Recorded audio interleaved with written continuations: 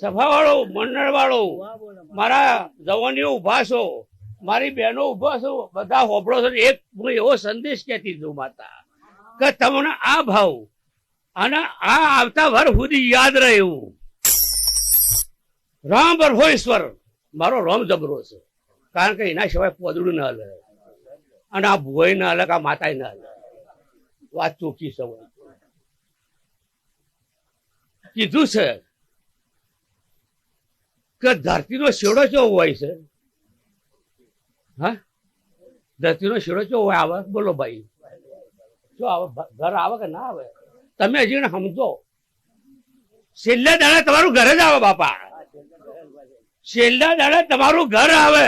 ધરતીનો shadow એટલે ઘર, બીજું કોઈ નહીં.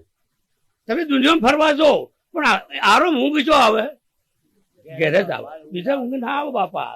તમે આ મારી બુન આવ્યો છો પણ હમણાં પથારી કરી પણ ઊંઘ નહીં આવે. હમણાં આ ભાઈને હુવારો, પાવડિયાને હુવારો, પણ ઊંઘ ના આવે બાપા.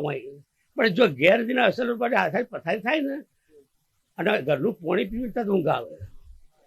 એટલે ઘરનો ખૂણો સંભાળજો. પહેલો હું તમને એમ પૂછું,